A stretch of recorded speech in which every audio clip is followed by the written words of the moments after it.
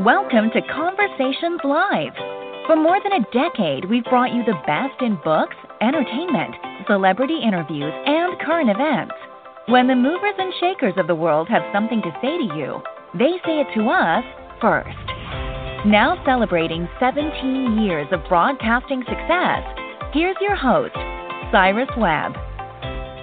And welcome back, everyone, to Conversations Live. I'm your host, Cyrus Webb. Glad you all could join us once again, both for our radio audience here in the South and our online audience tuning in through iHeartRadio. We're glad you all could be with us as well. Well, this has definitely been a challenging year for a lot of people. And as we're wrapping up the year that's been 2020, a lot of people are kind of reflecting on what they've seen. They've seen the injustice. They've seen the people being discriminated against. They've seen people feeling as though their voices are not heard. Well, our next guest definitely is someone, I think, who is an example of how we can triumph in the face of adversity, but also not lose our faith along the way. We're excited to welcome Madison Hobley to our program today. Madison's going to talk to us not only about his journey, but also what it's been like for him to do the work that he's now doing, what it's been like for him to be a source of inspiration, and, of course, that you guys know how to stay connected with him as well. Madison, thank you so much for the time. Really appreciate it. Thank you for inviting me.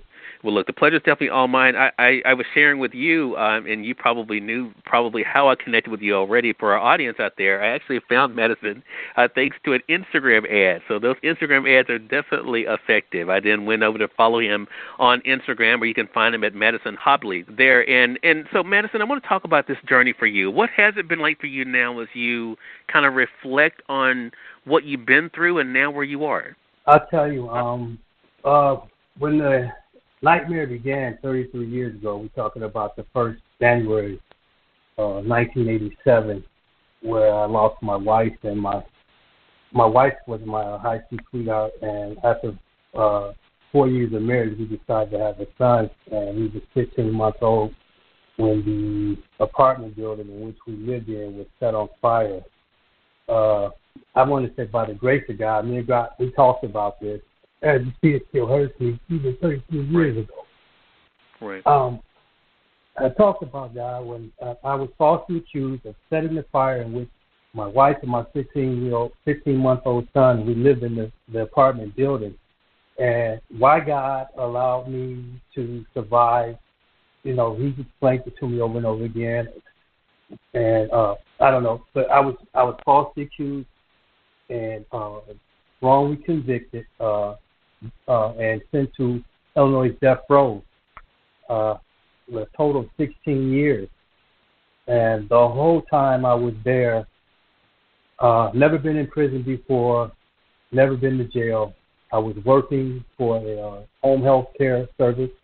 I was a service technician. I delivered oxygen mostly to sick patients who were either sent home to get well or sent home to get died. They needed oxygen. They were mostly cancer patients, some AIDS patients, patients that were, really sick.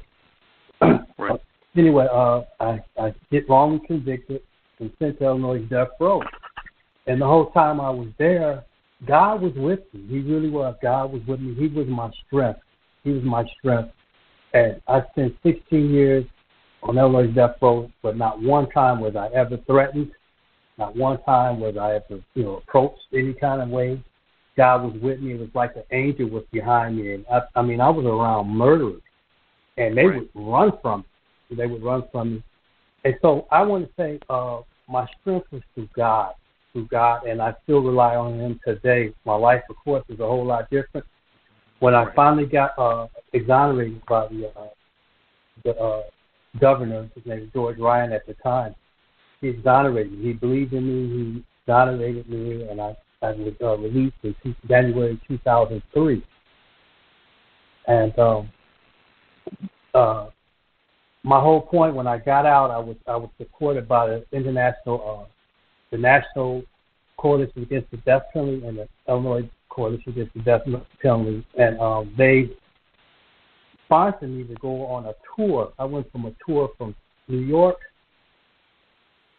San Francisco, back to New York, back to San Francisco, and I was even invited to go to Rome and speak against the death penalty. So my journey today continues to speak against the death penalty and also support those who have family members that are in prison today. You know, they could be wrongly imprisoned or, you know, first time offenders. I don't judge, because I know the system makes mistakes. People make mistakes. But what I know is when someone's in prison, they need support or they will lose their mind, because nothing's more, to me, detrimental is loneliness. And I want to speak on that, and I speak about that. I had God. I believe in God, and God is who gave me the strength. I even asked God. I just spoke about that on one of my posts about how I asked God why. You know, why? Why you let this happen to me, Lord? You know, why you letting them slander me? And God told me. He spoke to me. I never read them. I was raised Catholic, but never given a Bible. Never given a Bible. And that was the opportunity.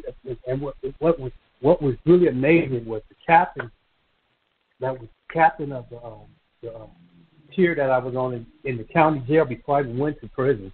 He gave me a Bible. He told me he believed me. He gave me this little bitty Bible, this little small brown Bible. And it just happened to be some guys on that deck that were Christians, and we studied.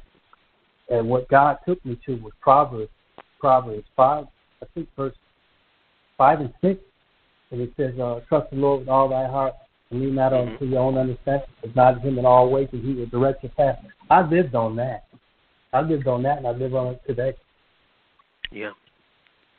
You know, and I appreciate you. I know I could hear in your voice, Madison, that it's still difficult, as you said, after all of these years, to still talk about it. But I want to talk about your 2020 then, because as I mentioned in my introduction, this has not been the easiest year for many. But one thing I saw on your page, again, Madison Hobley is where you guys can find him on Instagram, is I see the gratitude. Is that one of the things that you feel like you do have now every day? You have gratitude for the life that you have been given?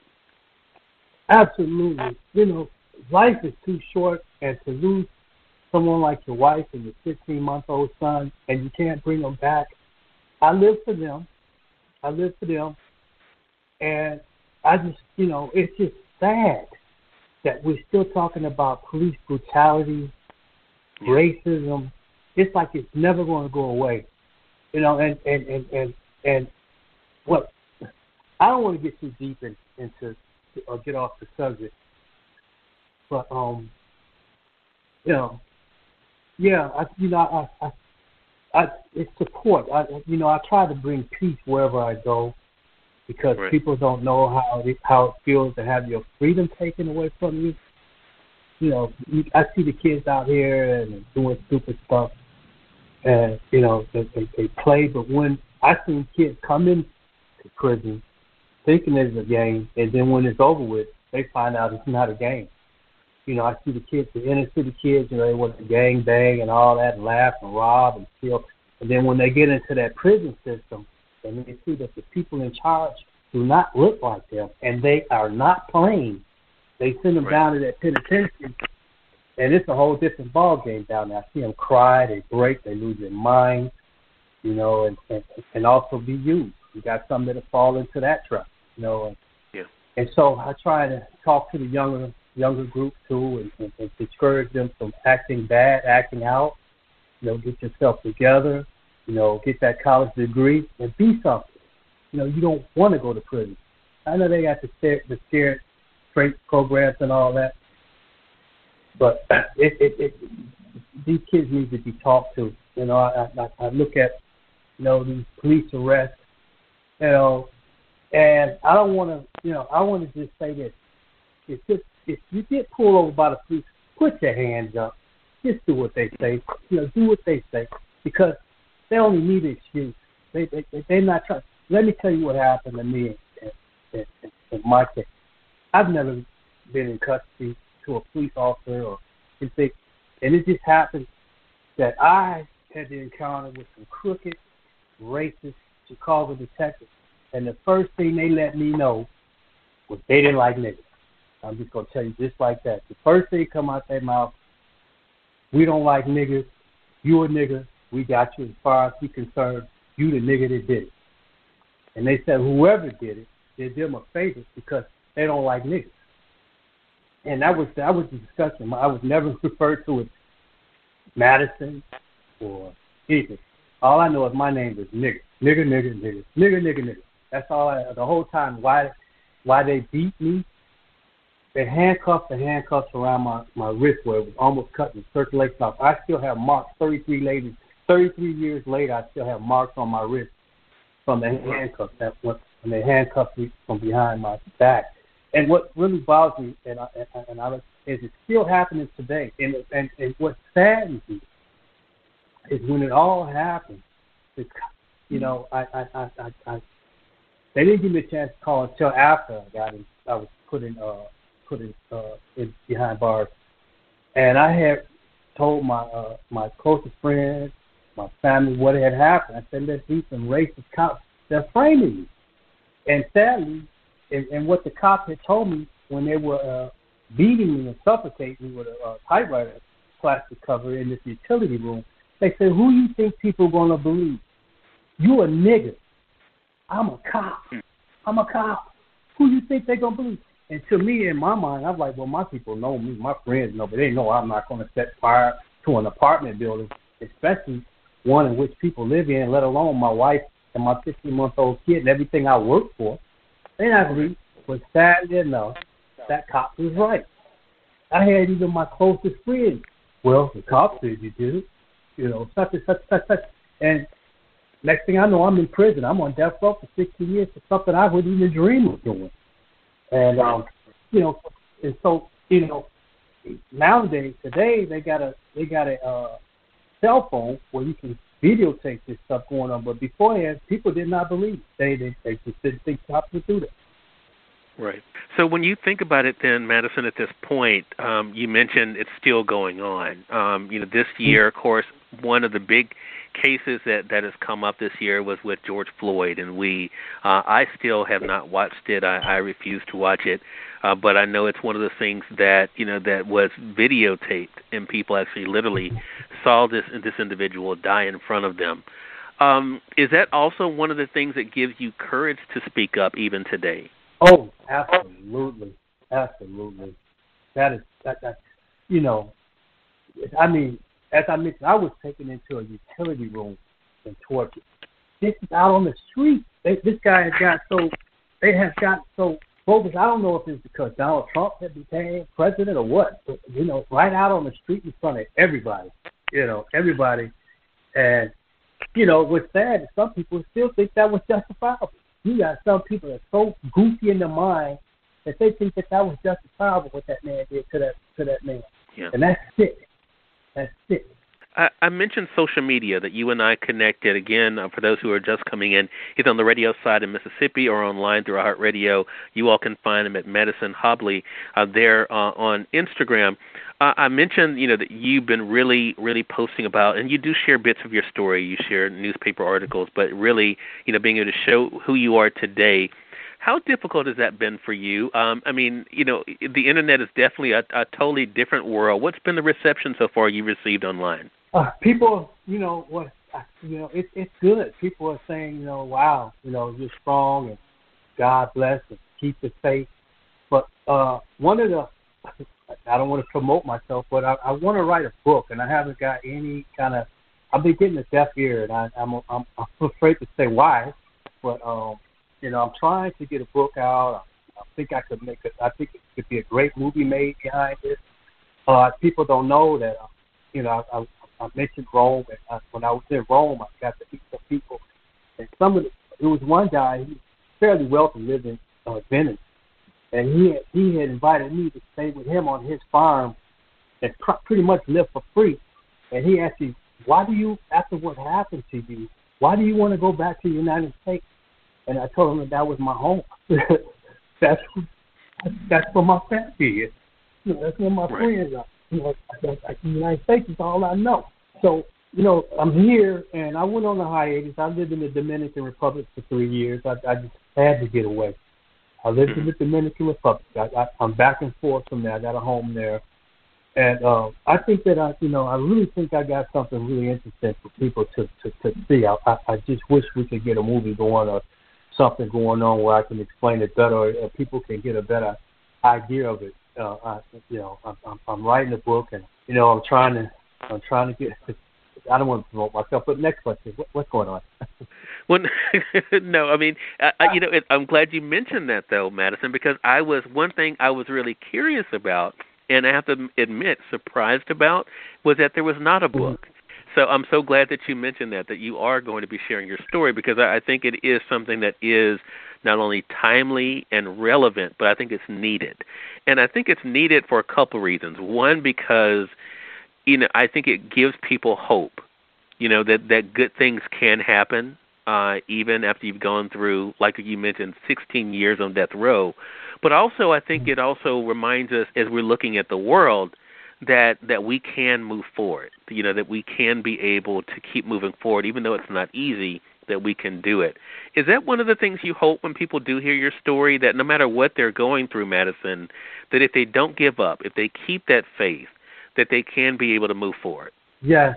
Again, it's for me, it was my faith. My faith in God. There's no doubt in my mind that God exists. And if you trust in Him and listen to Him, He'll give you the strength. I don't care what crisis you're going through. You will find He will give you the strength to overcome it. He will. You just have to listen to Him, and you have to believe. It's faith. You have to have faith. And yes, I try. I go out and I've spoken to the homeless. I volunteered for some of the kitchens. And I just, and I've given a lot of money. I've given a lot of money, to people that need it. And I just feel for people. I'm extra sensitive to those who are in struggle, or those who's going against, who's witnessing crisis and all kinds of things. I just, I wish we could make a better world. It could be a better world. But the realistic thing is, I don't know if it's a book that I read. There's a spiritual warfare, and that's what I feel that's in the air. There's spiritual warfare, and it's just going on as we speak. And you have to have. I can't even imagine living in this world without a faith, without something to believe in. Not without having God to believe in, or have something to give you the strength. Because once you walk out that door, you guarantee the first thing going to meet you probably is something negative. Something negative. So, and that's a part of life. That's part of life. So I try to inspire people. I tell them my story. There's a lot of people that I run into, and they know me, and they don't know my story. They don't know my background. And when I tell them, they say, "No, get out of here." I say, So, and that's the door. That's my chance to really speak to them. Right. Well, I know more doors are going to continue to open, Madison. We appreciate you sharing your story here with us. Again, everyone, Madison Hobley has been our guest. We've been talking with him not only about the journey, but also how he's been able to overcome the injustice, the challenges he's been able to face, and now to be able to show other people what's possible. I'm excited about you in this book, Madison. Looking forward to that and all the great things that's to come. As I mentioned, our audience can make sure they follow you on Instagram at Madison Hobley. That's MADISON HOBLEY, Madison Hobley, and we'll put it in the notes for those joining us on iHeartRadio. Madison, is that the best place for the people to reach you? Yeah, I think that's the best place right now. And I also have a Facebook, where I have a Facebook, same name, Madison Hobley. Those who don't have a Instagram account, I'm on Facebook as well. And I hope you guys really support me and put me out there. Tell somebody come on and produce me. Let's get this story out. Let me help more people. Right. Well, Madison, definitely looking forward to doing our part. And look, it goes without saying, you're welcome back here anytime. Looking forward to speaking with you again. Thank you, Cyrus. Thank you. And we thank your audience for tuning in to another great segment of Conversations Live. Until next time, I'm your host, Cyrus Webb, saying as always, enjoy your day, enjoy your life, enjoy your world. Thank you all for choosing Conversations Live today. Let's go make today amazing. Take care.